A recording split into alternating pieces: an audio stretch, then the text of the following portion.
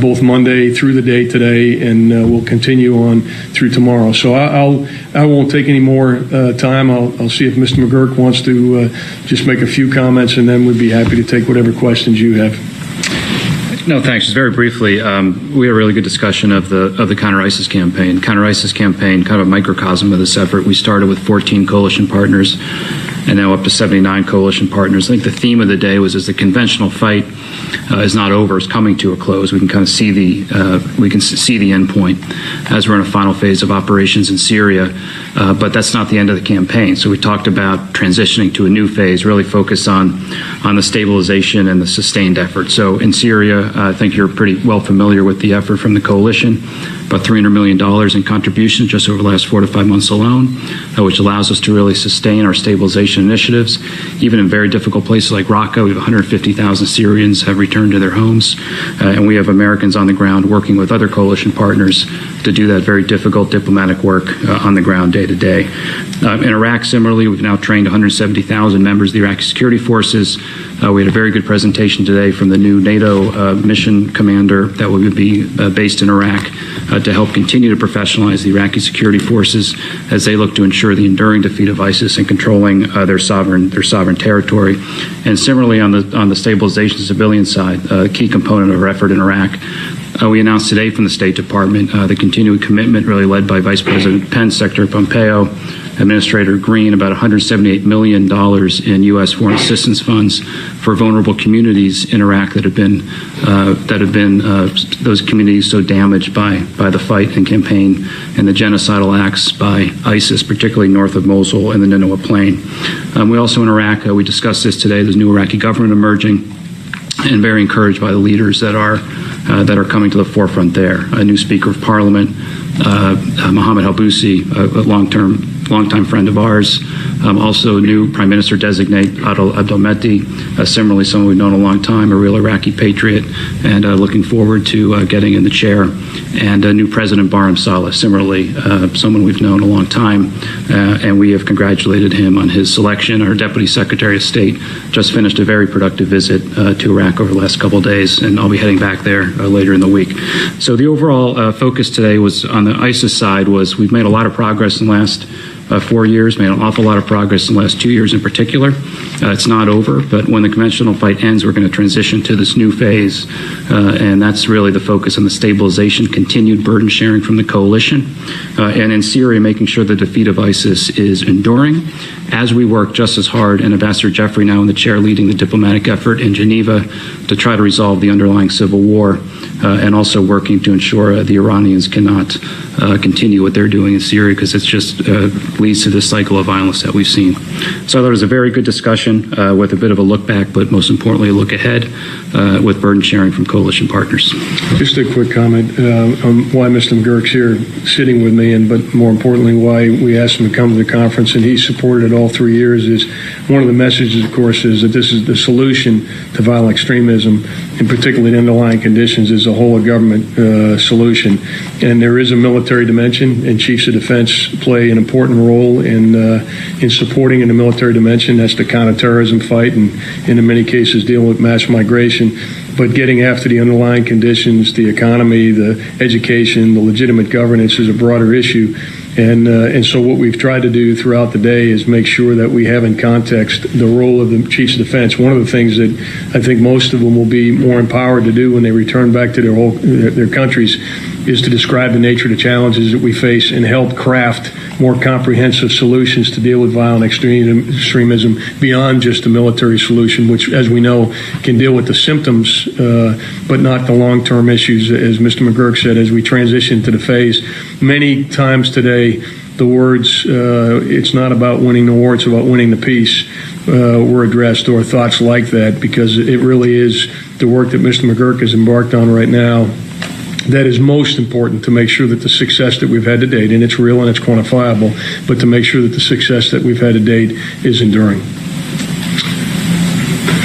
Patty, how about you do the question? Yes, go ahead, Lena. General, thanks to both of you for doing this. On the detainees that are in Syria, that's been a lingering problem for months. The Secretary was in Europe early this year trying to convince allies to take responsibility for some of them. Can you give us an update on the discussions today about whether or not there's any progress in having any of the countries take responsibility for some of those detainees? And is the U.S. willing to do that also? And if not, are you coming up with any alternative solutions? Yeah, so I raised the issue this morning, and I'll see if Mr. McGurk has anything else he wants to say. I did raise it in my opening comments this morning. I said we have over 700 detainees with the Syrian Democratic Forces from over 40 countries, and although we have been successful in returning some, there are still many more that have to be returned.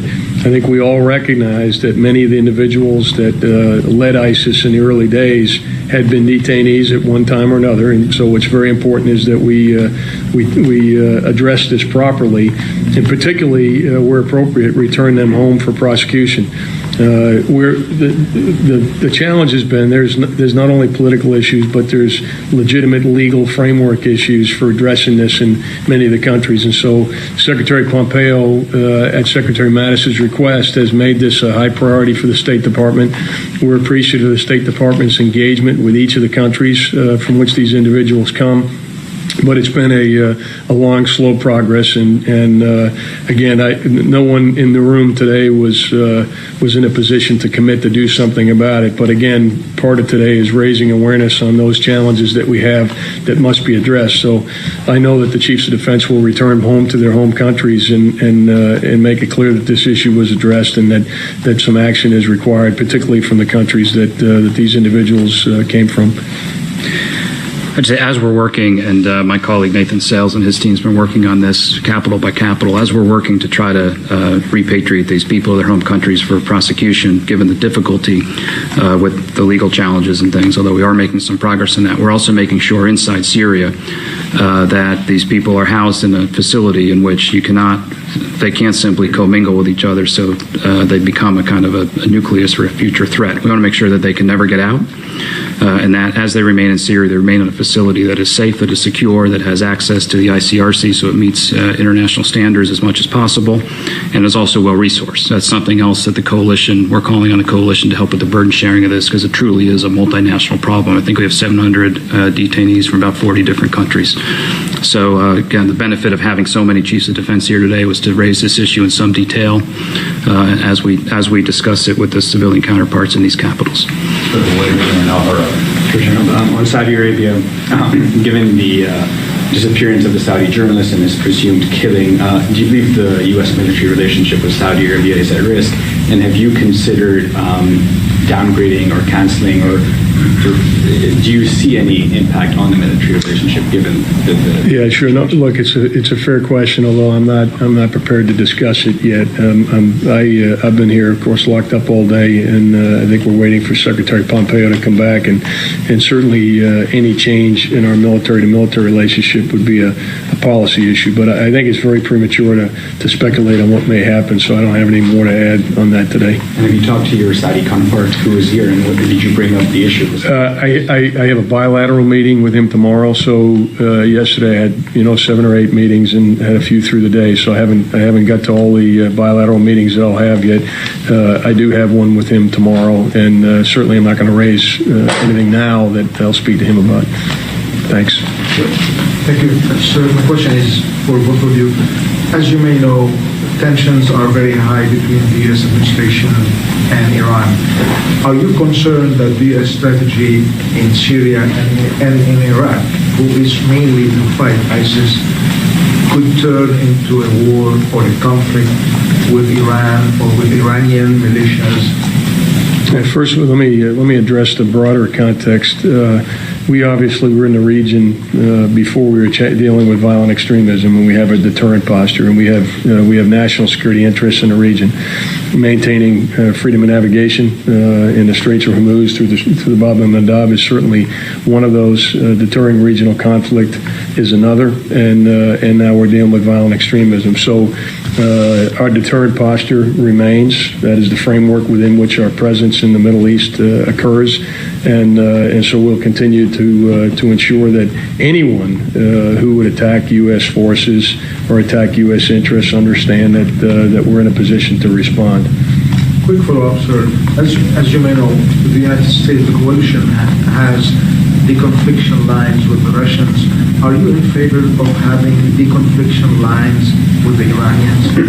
Yeah, that's going to be a policy question that, to the extent that I'll talk about that, I'll talk about it in private until we change U.S. policy. We have not had a conversation about that recently. I would just add, in Syria, we want to see the Iranians leave Syria. You've heard Secretary Pompeo speak to this, Ambassador Bolton and others, and frankly, even the Russians tell us that's their goal. So there seems to be some consensus that the Iranian and their forces inside Syria should leave Syria. We're obviously committed to staying in Syria for the enduring defeat of ISIS, and as Secretary Pompeo has discussed, other mutually reinforcing objectives also come into play there. In Iraq, we support the sovereignty and independence of the Iraqi government and the Iraqi state, and many things the Iranians are doing in Iraq actually clearly violate Iraq's own sovereignty. On the military side, obviously, as the chairman said, we'll be prepared to protect ourselves, but nobody wants a conflict inside Iraq, and we're there to support the Iraqi government and support Iraq's own sovereignty and independence. Go to Military Times and then Hi, Tara Military Times. First, just to follow up on Joe's question, NBC News is reporting that the administration has a new plan for Syria that involves adding diplomatic pressure on Iran to help drive them out of Syria. Is this part of discussions today or is it already part of the plan to keep pressure diplomatically and economically on Iran to make it not worth their while to be in Syria? Let me answer the question. Is it part of today? Today has not been about Iran at all. Today has been about violent extremism, and I talked about the areas in West Africa, Libya, talked East Africa, Iraq, Syria, Afghanistan, to some extent Southeast Asia. So the issue of Iran, which is really a U.S. With other nations specifically, is not part of this broad network of information and intelligence sharing. I wouldn't want to conflate the two issues. The countries that are here today, the 80-plus countries, are not here to talk about Iran. They're here to talk about violent extremism. So no, it hasn't come up in any sidebar conversations, any bilateral conversations, and certainly not in a plenary session. Okay. Then, secondly, just to follow, one of the causes of the rise of ISIS in the first place was their use of social media, their online campaigns, the ability to recruit. Has that come up today as a topic on how do you prevent like a second wave of online recruiting or misinformation to potentially fuel another rise? Yeah, I'll talk to how it's come up, and then Mr. McGurk may want to comment. I certainly raised in my opening comments that the media production of ISIS over the past year has been reduced to about 83%, and which is a significant progress. And their magazine, which was at one time monthly, hasn't been out in a year. So we've had some success in the media space. We've also had some success in cyberspace, without going into a lot of detail.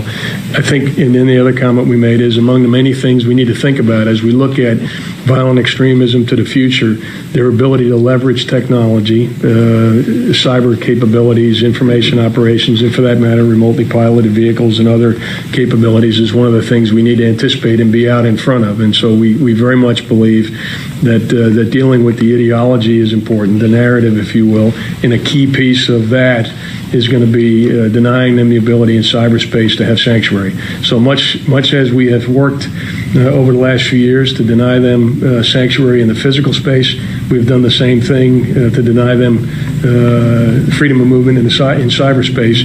And again, as Mr. McGurk outlined, we've had success in both areas. I don't think either one of us, we've been doing this too long to be complacent.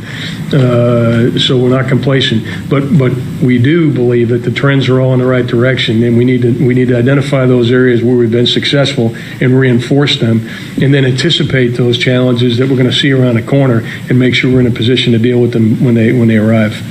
And that's a big piece of our conversation today. I couldn't quite hear you. Did you say ISIS media production has been reduced by 83%? I did. Single year? I did.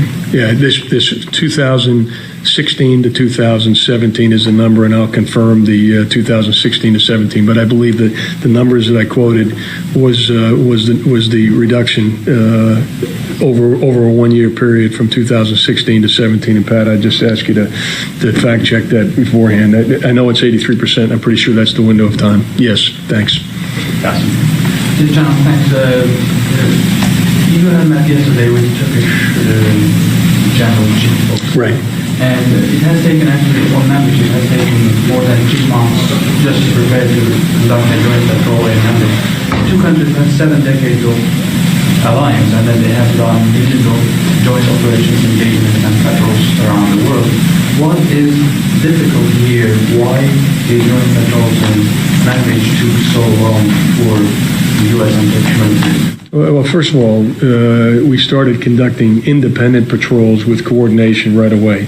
And so the real issue that President Erdogan and President Trump, gave us for a task was to ensure that we provided security in that area and provided security in a way that gave confidence to Turkey that the challenges from Manbij were being addressed. And we did that immediately. And then when it came to combined patrolling, we needed to just develop a staff plan that included how the patrols would be conducted, how the patrols would be command and controlled, what the rules of engagement would be, and then we needed to get individuals to go be trained to conduct these combined patrols. Frankly, we were moving at a reasonable pace. There wasn't a sense of urgency about it. The immediate security issues were addressed right away. There was no calendar that said we must begin to conduct combined patrols by a certain date. And I would tell you, I've met with my Turkish counterpart twice in the past 3 weeks. Yesterday was the second time. And he has expressed, on both occasions, he's expressed satisfaction with the progress to date. We believe that we have now met the direction from President Erdogan and President Trump from the security perspective around Manbij, and we'll be ready soon to transition into the vetting of individuals in the political piece of Manbij. But I would reframe the issue a bit and not say, hey, why did it take so long? We were given a task, and we're actually accomplishing that task. And we're reasonably satisfied in the context of all else that we're doing right now that we met the mark. And then just a follow-up, I'm sorry, we got to go to Jim. Go ahead. So this morning you said it takes a network to defeat a network, and then you spoke about Operation Gallant Phoenix and the fact that may be expanded to West Africa and Southeast Asia. How will that work? Sure. Jim, I'm glad you gave me a chance to clarify it. We're not necessarily expanding Operation Gallant Phoenix to West Africa or Southeast Asia. There are similar initiatives in West Africa, Southeast Asia, and other areas where regional initiatives to set up a center where information and intelligence can be shared. But you bring up a good point. One of the key things that we're trying to do right now is to make sure that we have an architecture in place where these nodes can be complementary. And because, again, we're dealing with a trans-regional problem, these nodes are designed to give us visibility on the flow of foreign fighters, the flow of resources, and an appreciation for the messaging. And what we want to do is make sure that as these initiatives are stood up in other areas outside of Operation Gallant Phoenix, that they're all able to give us collectively in this network that we're talking about. When we talk about the network to defeat a network, that network is in a room down the hall here about 100 feet. That's the network that we're trying to reinforce. And we just want to make sure any initiatives to better improve regional or national intelligence and information sharing also complements the trans-regional information and intelligence sharing that we think is so critical to stay out in front of the threat. That's good, Corey. Corey, next time with Sergeant Straits. We've obviously heard a lot about ISIS in the last couple of years, but you mentioned Al-Qaeda this morning in your comments. Can you walk us a little bit through how you view the state of Al-Qaeda and their interconnectivity between the different groups?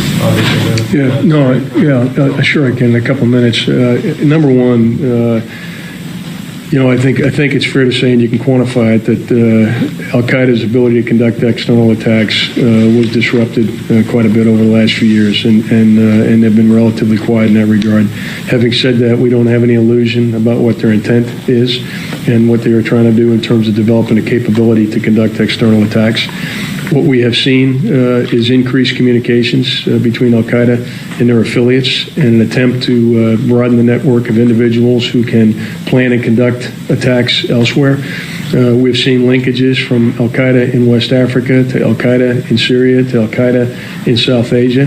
So in my judgment, they are trying to regain relevance by increasing that network and conduct attacks. We're trying to, all of what we just talked about a minute ago is an effort to stay out in front of that. In other words, this information intelligence sharing and a common understanding of not only the geographic location of the threat, but the character of the threat and the intent of the threat is all designed to stay out in front of that threat and disrupt these plots when they occur. I don't have the statistics offhand, but I could get those for you. When we look at, for example, Operation Gallant Phoenix and the numbers of intelligence tips that have led to law enforcement actions and disruption of attacks, most recently in Netherlands, where 7 individuals were ready to conduct an attack. I think it's that kind of work that we're doing that really is designed not just for ISIS, but for Al-Qaeda and, frankly, any of these groups that have trans-regional implications. And, we're really talking about two things here today. We're talking primarily about this network of chiefs of defense and nations, more properly, that are trying to have a trans-regional approach to a trans-regional problem.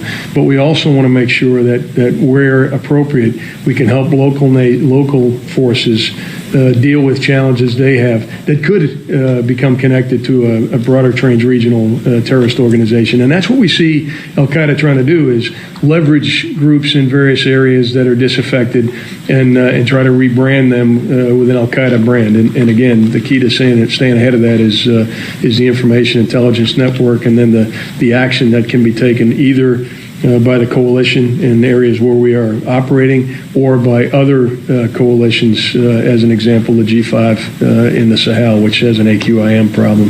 I don't know if Mr. McGurk has anything on Al-Qaeda. We've got time for 2 more. We'll go with the gentleman back here. Ultimately from AFP. I wanted to say, can you give us a little idea of the 40 countries where these detainees are from, or how many are from, say, Western European countries which do have pretty established legal systems and deal with these?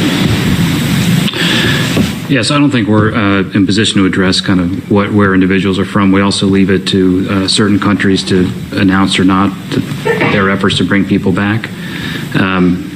But it's about 40 countries and over 700. And as I said, as we work to try to encourage capitals to bring them back as they work through their very difficult legal processes, we're focused just as intensely inside Syria to ensure that these people are housed in a way that doesn't not allow them to significantly commingle, and that meets international standards to the extent possible. So it's a very difficult problem, but I don't think we're going to get into a breakdown of numbers. Can you say whether anyone is actually willing to set an example? Oh, yes. Some countries have. Yeah, but we leave it to them to state. Do you see any movement on this in the near future? Yeah, again, not in huge numbers, but countries definitely, we have had some breakthroughs. And we'll move on to, sorry, sir, we got another question. So, Jeff, go ahead. Thank you for doing this. This morning you talked about how both ISIS and Al-Qaeda have kind of changed the ways that they've operated, where conventional warfare isn't necessarily working as well.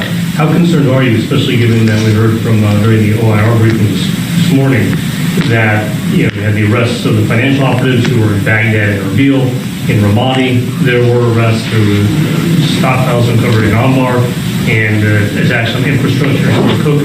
Have ISIS in particular, and also kind of found ways to get around and harden themselves against the current coalition strategy? And how expansive are these networks that seem to be popping up? Sure. Yeah, I think both Mr. McGurk and I can talk about this. As a result of the success that we've had over the last couple of years, the enemy has adapted. This is not a surprise. This was anticipated by the intelligence community. And frankly, the word the intel community uses is atomized. They've become much more dispersed in terms of their command and control. And so when we talk about the success we've had to date, we very quickly qualify that by saying we've had success to date in dealing with this particular manifestation of ISIS, but we're under no illusion that we're dealing with a long-term challenge when it comes to violent extremism, and they will try to adapt. The key is for us to be in a position with our intelligence and information sharing to disrupt the terrorist acts and the other acts of violence that they have conducted to try to gain our attention and maintain relevance. I believe that we still have good visibility on these networks. We are still achieving a disruptive effect. But if I've at any point today conveyed complacency, let me quickly correct that, because I'm not at all complacent. We are dealing with an enemy that now has morphed into a more decentralized threat. We still are putting great pressure on them. We're denying them freedom of movement. We're denying them sanctuary from which to plan attacks. The less terrain that they hold, the fewer resources they have, so they have resource challenges. The more success we've had, we've also eliminated some of the immediate capacity. But make no mistake about it, they're in the process of trying to regenerate all of that in a different form. And the key is for us, and that's one of the messages we talked about today, is we know from previous experience that when you relieve pressure on the threat, they will take the ability to reconstitute. And so the key to success is to continue to provide pressure, even if that pressure is a different kind of pressure, when they're not holding as much ground and they're operating in a more decentralized manner. That doesn't relieve us of the responsibility to relieve pressure. What I did say was that they'll be less susceptible to conventional military operations when they're not holding large areas like Mosul, Raqqa, Ramadi, and the other areas that have been cleared over the past year. Does that get at the question that you're asking? A little bit. Also curious just about how, given the news that there are cells that are activating in places that have previously been cleared by U.S. forces or U.S.-backed forces and by the U.S. Bombing campaign, how expansive are these networks? Or are you worried that ISIS, in this new diffused warp structure, has been able to set up cells in key places like Baghdad, where they can cause a lot more trouble, and you can't reach them with conventional forces? I'm going to let Mr. Burke jump in, but I would just say this. We are not surprised that this is what they have done. They've done this in previous permutations where, they have been cleared from large areas of ground and then they've gone to ground and had these cells. At the end of the day, this is a fight for intelligence. That intelligence leads to the actions that are necessary to disrupt their plans. And so we have to be a bit more deliberate in our intelligence collection, and we've got to adapt our network just as they have adapted their network, and that's really what we're doing. And I think Mr. McGurk's efforts on stabilization are also a key to that. I'll let him talk to that, local law enforcement. Yeah, I would just say we always anticipated, and I think if you heard the chairman, myself, over the years, we always anticipated, again, defeat of the physical space is not the defeat of ISIS. They will try to morph into clandestine networks. But it gets to a key theme of this conference, where you had ISIS in 2014, a truly global phenomenon, tens of thousands of foreign fighters coming into Syria and Iraq, planning and plotting major attacks around the world because they weren't feeling significant pressure, using these sanctuaries for that. You want to kind of get that down to what is a regional and then a more local problem. And I think the example of, I heard you say it must have been briefed today, of our very close partnership with the Iraqi security forces and the Kurdish Peshmerga in taking down the financing cell is an example of this, enabling local forces to be able to take on the problem on their own so it doesn't become a more regional and global phenomenon. This is exactly what this kind of new phase of the campaign will transition into. And so that was fairly encouraging. But we have to keep the pressure on, maintain our presence in Iraq and Syria, and also help ensure that people can return to their homes and get on with their lives. This is extremely difficult. In Iraq, we've had 4 million Iraqis have returned to their homes in areas that used to be controlled by ISIS. That's a fairly remarkable statistic. Some areas have really come back to life, like East Mosul. Others, like West Mosul, are frankly going to take a decade or more to get back on their feet. And that's where working with the World Bank and other international institutions to really drive the investments that will be needed for a challenge like that is where the focus is. But in terms of ISIS morphing into a more clandestine cellular network, this is something we anticipated, and working very hard on the intelligence side and with the Peshmerga and the Iraqi security forces to continue the pressure, similar on the Syrian side. And that's what we mean by enduring defeat. So while the defeat of the physical space is actually, we don't want to put a timeline on it, it's very difficult in that final area in the Euphrates Valley. But that will not, the enduring defeat will be a longer term effort. And again, that was a key theme of having so many chiefs of defense here today. That's why it's so useful to have these very important meetings. because that was a critical theme. We have to sustain this on the military side and on the civilian side. One slide that we looked at that may touch on this as well. We looked at a slide early in our intelligence brief that showed terrorist acts from 1970 to today. And so what you see is a kind of relatively flat line of terrorist activity that really spiked in 2014, 2015. And the trend lines are now down, where the numbers of attacks and the lethality of attacks have been reduced. But the effort that must now be in place to sustain that is really what we talked about today, and we have done it in the past. But the enemy, what we do know is this: when the enemy holds ground, like they did in Iraq and Syria in 2014, they are a much more lethal threat than they are when they're running, on a constant basis, and they don't have physical sanctuary from which to plan and conduct operations, and when they aren't able to tax people and garner the resources associated with oil and so forth that when they were holding large terrain. So in that regard, the lethality has been reduced. That doesn't mean they're not dangerous. Let's go to Missy and then Katie, and then we're done. Okay, I just want to thank you again for being here. I appreciate it. And I have a quick question for each of you. For Brett, just building on some earlier questions today about the mission in Syria. Sometimes from the outside it's hard to untangle when the post-kinetic ISIS stabilization mission will end and when something else will begin. And it seems to me like what people in the administration are now saying is that the United States will have some sort of presence, possibly military, maybe just diplomatic, until Iranian forces leave, which seems to me like would be the end of the Syrian conflict.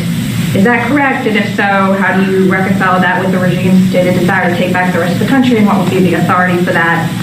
And then should I ask my question now, please? You can wait. I'll let you.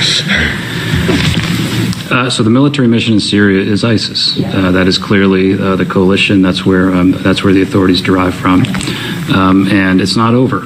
So we still have a ways to go. And again, even when that final, and it's a very difficult. I think Secretary Mattis just spoke to this. This final phase of operations on the map is very small, but it's extremely, extremely difficult. And I've been to Syria. I've been there about 20 times. I've met many of these guys leading these operations: the IEDs, the snipers, the suicide bombers. So it's going to take time to finish that up. But even once that's finished, the enduring defeat, those authorities remain in place, because we all know that if you just declare defeat and leave, the problem can come back. So we feel very comfortable about the longer-term platforms in terms of our platform for an enduring defeat. And what the coalition has done, particularly by stepping up with the $300 million in stabilization assistance, we now can kind of look over the horizon, and we're pretty confident we'll be able to sustain that. Again, Secretary Pompeo has spoken very clearly about mutually reinforcing objectives in Syria. So obviously, enduring defeat of ISIS, a top priority. We have other very important priorities, trying to resolve the underlying civil war. And that's what Ambassador Jeffrey is working so hard on now, to try to get the Geneva process really reinvigorated. And we would like to see the removal of all Iranian-backed forces from Syria. And as I mentioned, that's something we hear from our partners and competitors all around the world as something that is they like to see. And, even as I mentioned, the Russians have said the same thing to us. We don't fully trust everything they tell us, but it's interesting that they say that. So, okay, well, let's see how we can do that. But the means of doing that will be different than the way that we fought ISIS, obviously. So, but they're mutually reinforcing objectives in Syria. I think our presence provides influence and provides stability. This area of northeast Syria, it's a pretty stable, permissive environment. We want to keep it that way. We're very encouraged by the work we're doing with the Turks in Manbij, which has been very constructive.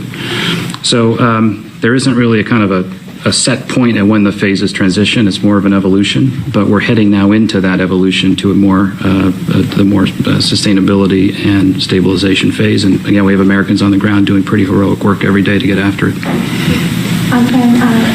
General Dunford, just ask you a Saudi-related question. I think and the reason why I'm asking that is because I think that the way a lot of people in Congress are seeing this Khashoggi situation builds on their feelings about the U.S. involvement in Yemen and the Saudi conflict in Yemen. And just because I don't think I had a chance to ask you since the certification came out, do you also believe that Saudi Arabia is doing enough to reduce the risk of civilian casualties in Yemen. As you know, Secretary Pompeo made the certification. No, I mean, look, we're working with the Saudis to do exactly that, to reduce casualties. But Missy, the real focus, too, is we believe Saudi Arabia and the UAE have a right to defend themselves. And much of our effort has been to help to protect them from the missile threat and the remotely piloted vehicle threat that comes from Yemen. And so we've helped support them. We do believe that our engagement has reduced civilian casualties. It's improved their tactics, techniques, and procedures, so to speak. And we believe our continued engagement, that was the point of Secretary Pompeo's letter, that our continued engagement would help us continue to move in that direction to reduce civilian casualties. It's absolutely the objective that we have. But I'm not ready to connect the two issues. Last question. Hi, I've got two quick follow-up questions from Mr. McGurk on the foreign fighters issue. First of all, you mentioned that some nations already have taken back some of their foreign fighters. Setting aside Macedonia, can you tell us whether any of those countries have been European? Again, I'm sorry, I just don't want to get into the specific countries because we have a pretty fixed principle, given the sensitivity of this issue, that we leave it to each capital to announce to discuss this.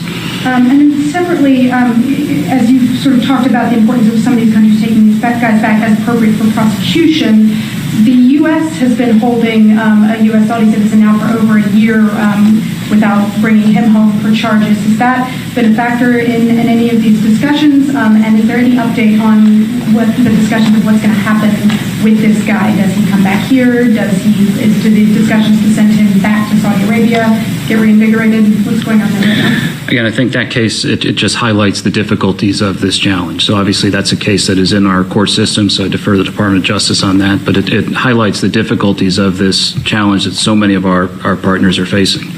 A lot of these people are dangerous people.